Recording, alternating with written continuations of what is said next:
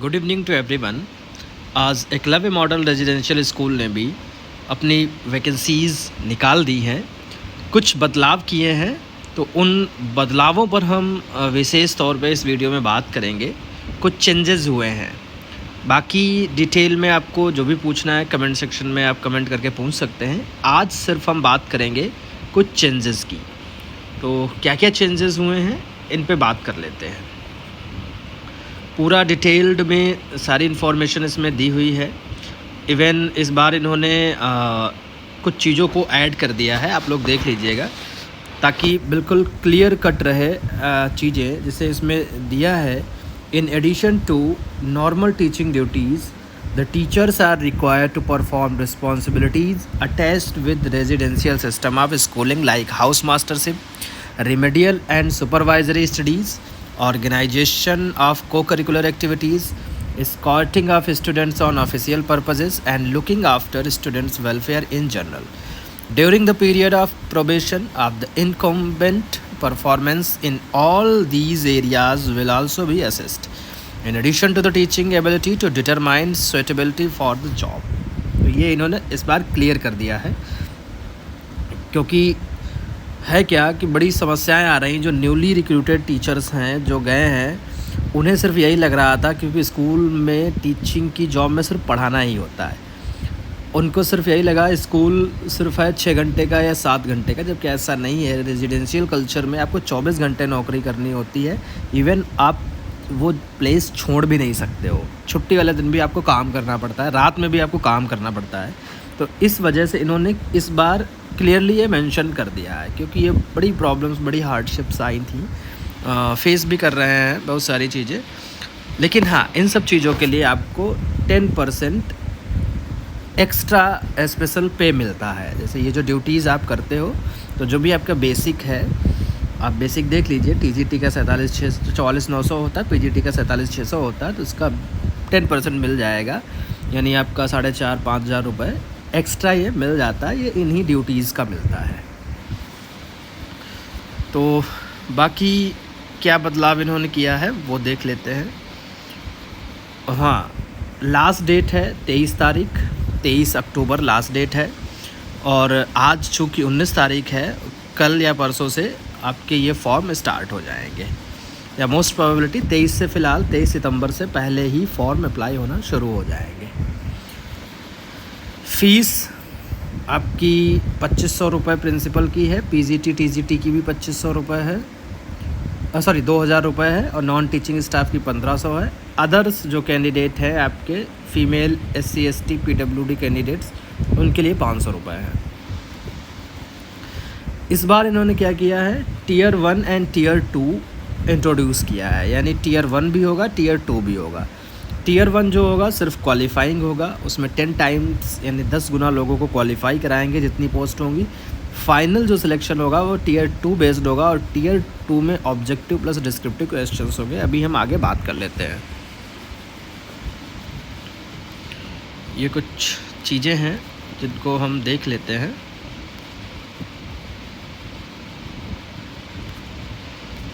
और पिछली बार एक बड़ा ही मुद्दा बना था कट ऑफ डेट वाला, तो उसको भी इस बार इन्होंने कहीं मेंशन किया है कि हर चीज़ की जो कट ऑफ डेट है वो 23/10 ही होगी। मैं अभी देख रहा, मैंने कहीं पढ़ा था,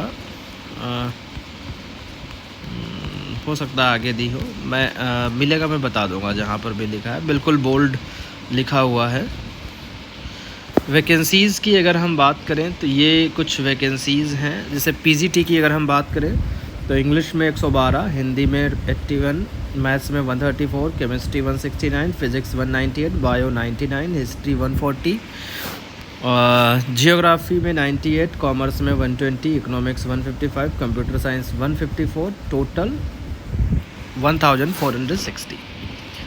टीजीटी की अगर हम बात करें तो टीजीटी में हिंदी में 424, इंग्लिश में 395, मैथ्स में 381, social studies 392, science 408, computer science 550, total 2550। ये रीजनल लैंग्वेज की कुछ वैकेंसीज़ दी हुई हैं।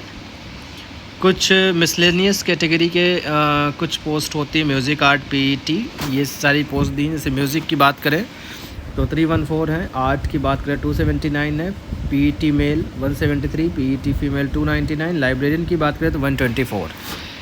तो इस तरीके से ये नॉन टीचिंग की पोस्ट दी हुई हैं। Hostel warden male 346, hostel warden female 289, female staff nurse 550, accountant की 61, जेएसए की 228, लैब अटेंडेंट की 146। फिर इसमें इन्होंने जो चेंजेस हैं उनकी हम बात कर लेते हैं। इन्होंने इस बार बिल्कुल मेंशन किया हुआ verification of functional requirement, certification requirement, consequence of non compliance, ये सारी चीज़ें इन्होंने इस बार इसी में मेंशन कर दी हैं।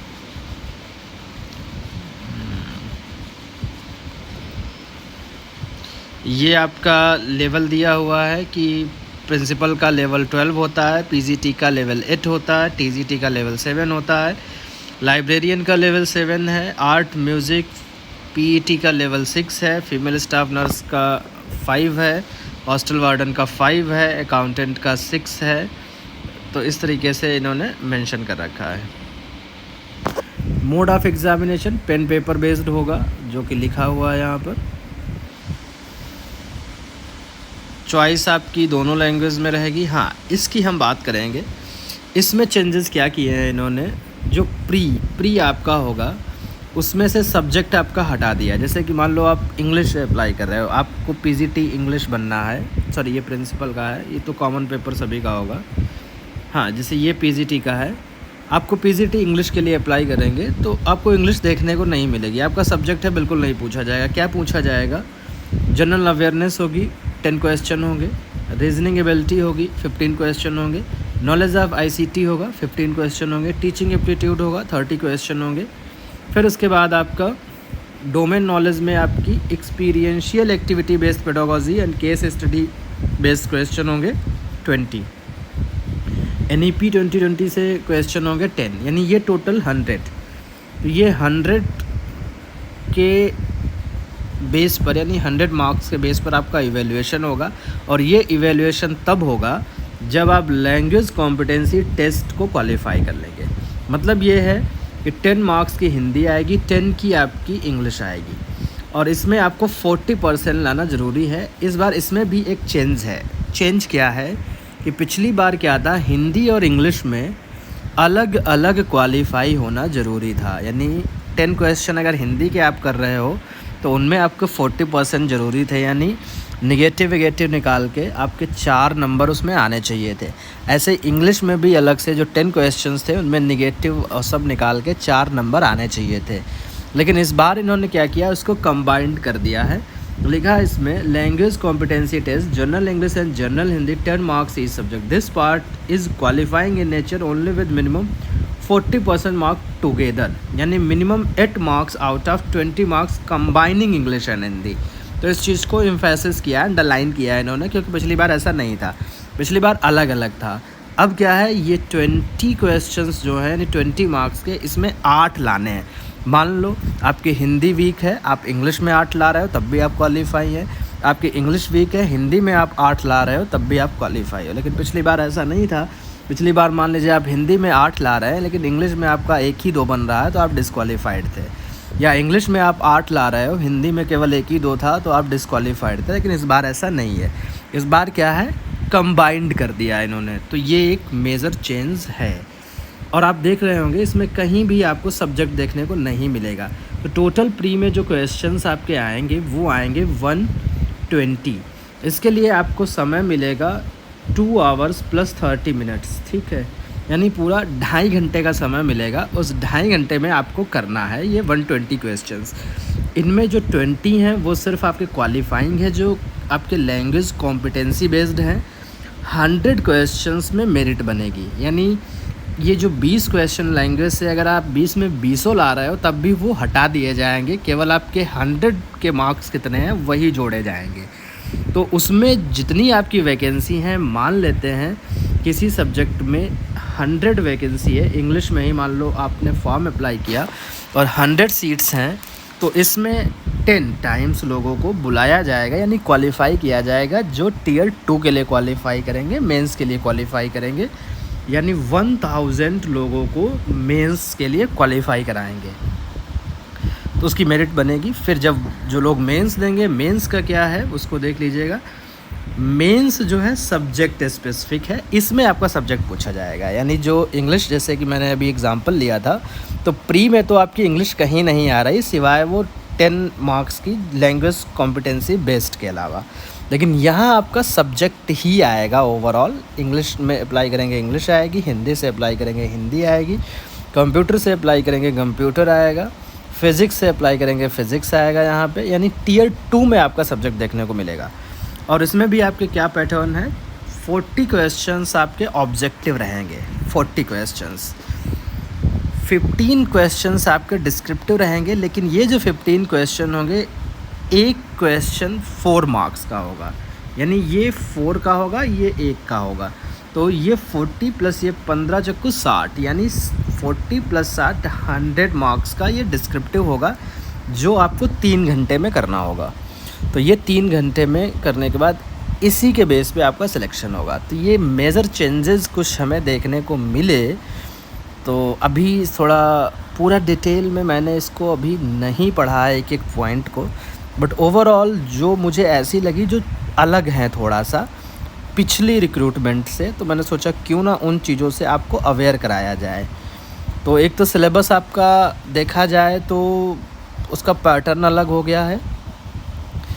टियर 2 इंट्रोड्यूस किया गया, टियर 2 मेन होगा, और टियर 1 में आपका कोई भी सब्जेक्ट से रिलेटेड क्वेश्चन नहीं आएगा, जो आपका स्पेसिफिक सब्जेक्ट होगा।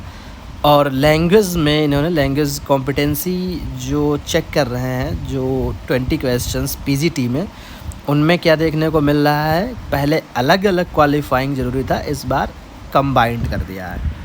ऐसे ही टीजीटी में इन्होंने किया हुआ है, सेम चीज़ को अपनाया है, बस थोड़ा सा चेंज यहाँ पर है कि पीजीटी में 20 क्वेश्चंस आ रहे थे लैंग्वेज के, यहाँ पर 30 आ रहे हैं, क्योंकि यहाँ पर इन्होंने जनरल इंग्लिश, जनरल हिंदी तो है ही, रीजनल लैंग्वेज को भी इंट्रोड्यूस किया है। अब रीजनल लैंग्वेज जैसे अगर हम अपनी बात करें, नॉर्थ इंडियंस जो भी हैं, स्पेशली यूपी एमपी से रिलेटेड, तो इनकी जो रीजनल लैंग्वेज या हिंदी या इंग्लिश को ही ऑप्ट करेंगे। अदर जैसे स्टेट्स हैं जो भी तमिलनाडु, कर्नाटका, आंध्रा या बंगाल या इधर उधर से जो इस तरीके के जो स्टेट्स हैं जहाँ पर उनकी रीजनल लैंग्वेज अलग होती है हिंदी और इंग्लिश के अलावा, और शायद वो उसमें परफेक्ट भी होता है। जैसे हम लोग क्या है, हिंदी और इंग्लिश के अलावा अदर लैंग्वेज पे उतनी कमांड नहीं रखते हैं, बट उनका ये प्लस पॉइंट होता है कि इंग्लिश प्लस उनकी रीजनल लैंग्वेज, भले ही हिंदी उनकी थोड़ा सा वीक हो, बट वो उनकी रीजनल लैंग्वेज एक होती है, तो वो रीजनल लैंग्वेज वो लोग सेलेक्ट करेंगे। लेकिन हमारे लिए हमारी रीजनल लैंग्वेज या हिंदी या इंग्लिश ही होगी। तो यहाँ पर 30 क्वेश्चंस आपको देखने को मिलेंगे, बाकी सेम चीज़ें वही हैं। और जैसे इन्होंने रीजनल लैंग्वेज नीचे देखो दी भी हैं। रीजनल लैंग्वेज में आपकी असमीज़ है, बंगाली है, बोडो है, डोगरी है, इंग्लिश है, गारो है, गुजराती है, हिंदी है, कन्नड़ है, कश्मीरी है, खासी है, मलयालम है, मैनपुरी है, मराठी है, मीज़ो है, नेपाली है, उड़िया है, संताली है, तेलुगु है, उर्दू। तो ये रीजनल लैंग्वेजेस हैं। तो ये रीजनल लैंग्वेज आपको सेलेक्ट करनी होगी। तो इधर वाले वो इंग्लिश या हिंदी में से सेलेक्ट करेंगे, बाकी जो पर्टिकुलर एरियाज़ के जिनकी इन दोनों लैंग्वेज में कोई लैंग्वेज वीक है, तो वो अपनी रीजनल लैंग्वेज कोई भी सिलेक्ट कर लेंगे। तो इस तरीके से आप लोग समझ सकते हो। तो ये कुछ मेजर चेंजेस थे, और तो मुझे लगा आपको बता दें। बाकी और हम देख लेंगे कि क्या क्या, इसको स्टडी करते हैं पूरा कि और इसके अलावा क्या चेंजेस हैं, तो मैं उस पर बात कर लूँगा, ठीक है। या आपको कुछ लगे, कोई कन्फ्यूज़न हो, आप पूछ लीजिएगा। बाकी मैं पूरा स्टडी करके आपको, और कोई हमें डिफरेंस अगर लगेगा तो मैं बताता हूँ। मिलते हैं नेक्स्ट वीडियो में। All the best.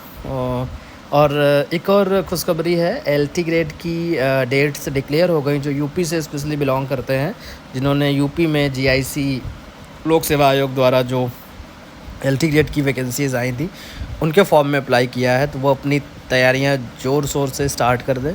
अगर थोड़ा सा ढीला ढवाली कर रहे हों तो बेहतर तरीके से टाइम को बढ़ाएं, अपना तैयारी करें बेहतर तरीके से। बाकी इंग्लिश वाले स्पेशली हों तो मेरा बैच चल रहा है, वो ज्वाइन कर सकते हैं। मुझे कमेंट बॉक्स में मैसेज कर दें, मैं उनको ग्रुप में ज्वाइन कर लूँगा और बाकी जो डिटेल है वो ग्रुप में बात कर लेंगे हम लोग। ठीक है, मिलते हैं नेक्स्ट वीडियो।